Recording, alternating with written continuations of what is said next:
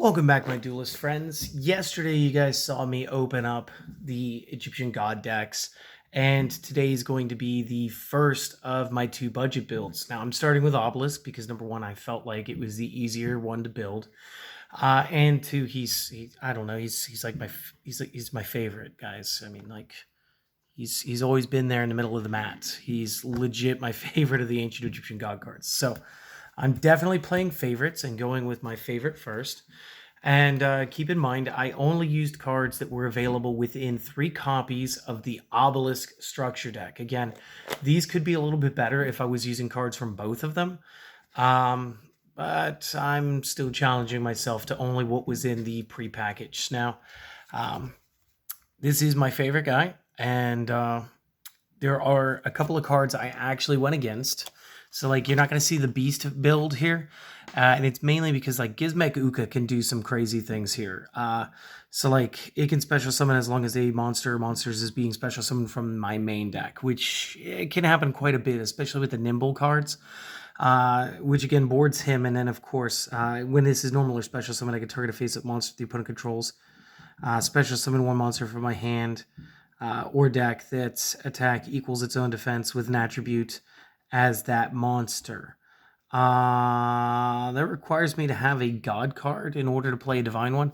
So this was not the route I wanted to go. Plus, when you special summon Obelisk, if you come all the way to right here, if this was special summon, send it to the graveyard during the end phase. So I wanted to stick away from anything that was going to be partial, and I really didn't run Divine Evolution because, again, I'm not terribly certain that that doesn't target. An Obelisk, again, cannot be targeted by the effects of spells, even if it's me. So here's my deck list. Maybe you guys will agree. Maybe you guys can give me some pointers. We'll talk about that in the comments section later.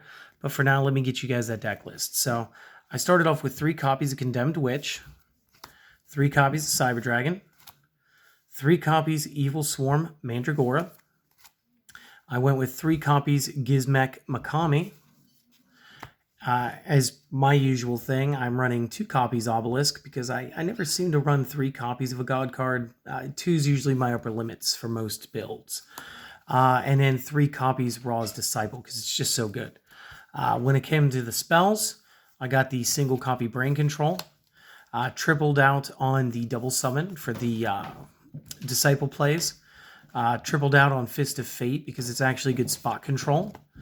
Doubled on both Chalice and Lance for their individual effects. This will help me shut down my opponent's monster effects, and this will help me make my own monsters unaffected again. Can't use it on Obelisk, so what ends up happening more often than not is I'll actually activate this on my opponent's monster to weaken it and increase my damage. I am running the single Feather Duster, the single Monster Reborn. I went ahead and maximized out on Soul Crossings, because there's nothing better than using monsters that aren't mine. And I also maximized out on the Monarch Stormforth, because, again, maybe I've only got 2 of the 3 that I need, and I still want to play the Obelisk, so did that. And then I doubled out on the Drowning Mirror Forces. Again, this is just kind of like the defensive best card that I thought was in the deck.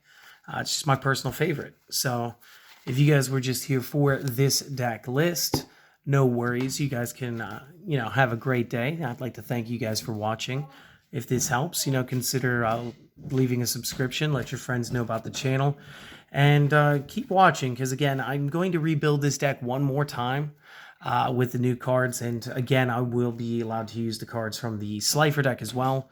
And what I'm going to do is I'm going to build, like, an unbudgeted version of Obelisk. This is just what you could do if you had 3 copies of the structure deck. So again, one more time, thanks for watching, and if this was all you were here for, I'll see you guys on the next video. Slifer will either be up today, later today, or it'll be up tomorrow, for sure. For everybody else, let's go over the choices and why I did it. So, starting with the Condemned Witch, the first thing that you get to do when this is played, you get to add a Forbidden Quick Play spell from deck to hand. So, immediately, already a good card. Which will allow us to pick based on our situations. Do we need something to be able to outlast, or do we need to be able to shut off an opponent effect? Usually I'm going to go for the Chalice. I just split today. Normally it would just be 3 Chalices. And again, if I had Droplets, I would play Droplets, but whatever. The other effect is also pretty great in this deck. So during the opponent's main phase, we can go ahead and tribute this.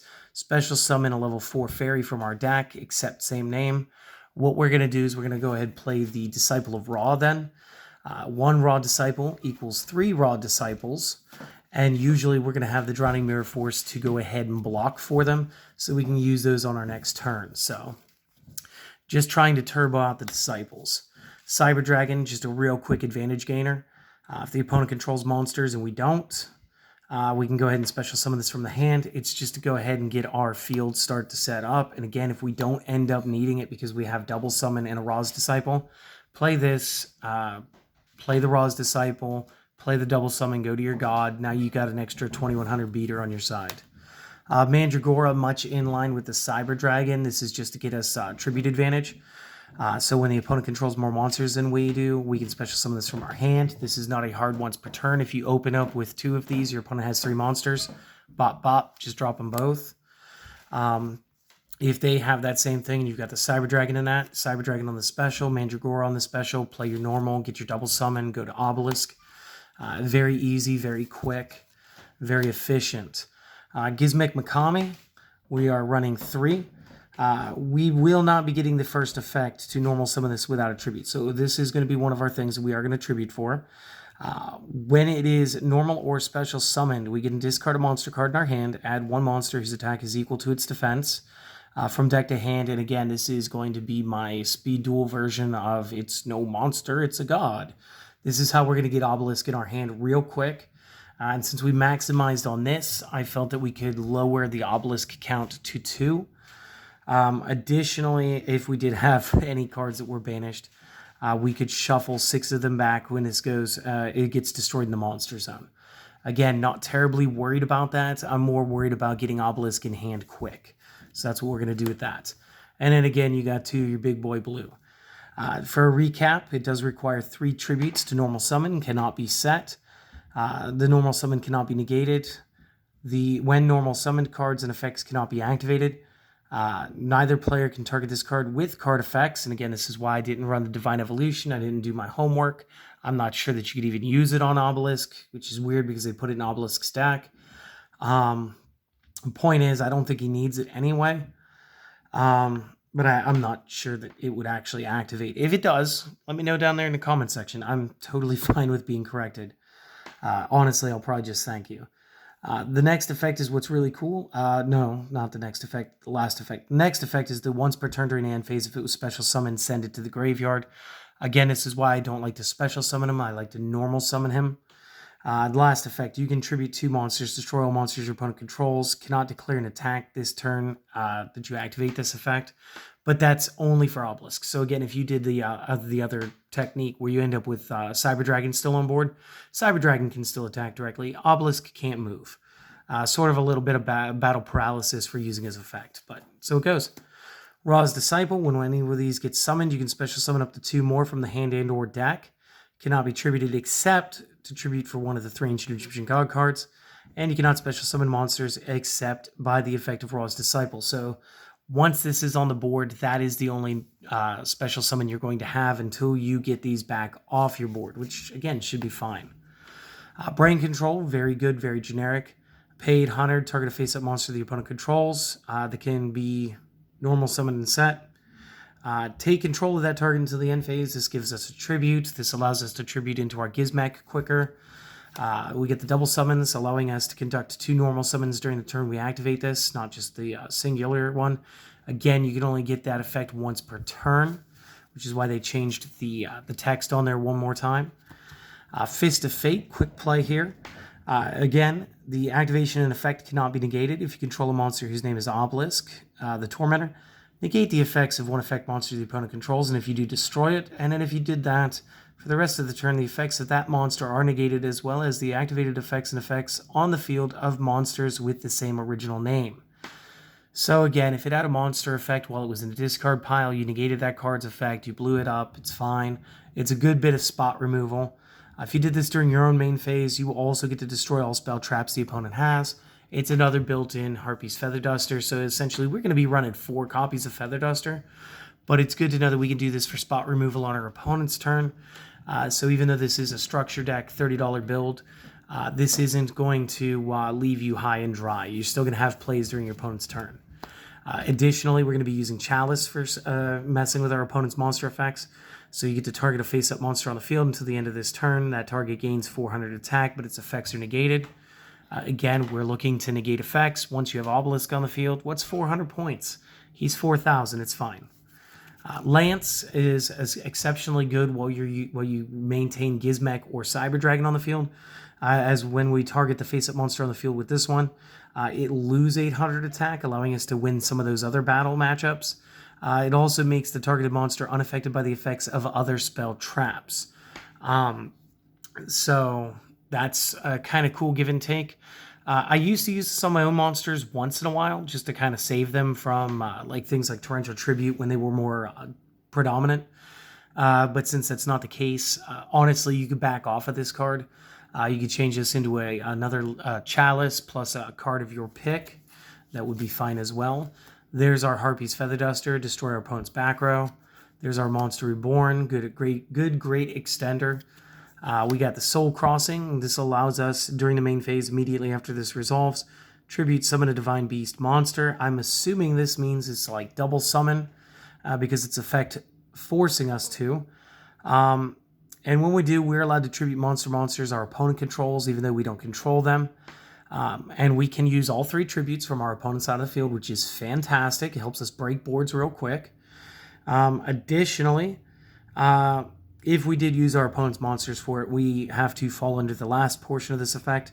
Until the end of the next turn after this card resolves, you can only activate 1 card or effect per turn, not counting the effects of the Divine Beast monsters.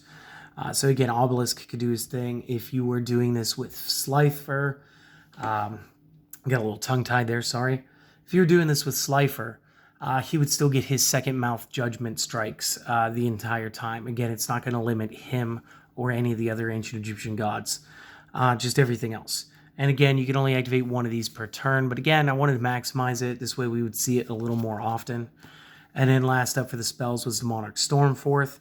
Once during this turn, if you would tribute summon a monster, you can tribute 1 monster your opponent controls, even though you don't control it. You can only activate 1 of these per turn. During the turn you activate this, you cannot special summon from your extra deck.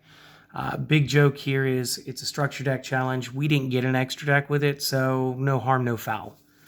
And then just lastly, we got the 2 Drowning Mirror Force copies. Again, this is my favorite one. When a monster declares a direct attack, shuffle your opponent's attack position monsters into the deck. And since it doesn't target, that's fantastic. But additionally, like all the links and everything, links have to exist in attack mode because they have no defense value, no defense position.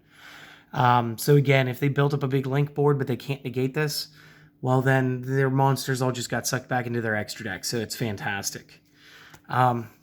I do hope that you guys enjoyed this. This was really fun. I can't wait to do the unlimited build. And I'll probably get that, like I said, this weekend. So if you guys enjoyed this, give it the thumbs up. Let me know. I will see you guys in the next video. In next video, we will be doing the budget build for Slifer. So you guys do me one last thing. Have a great day.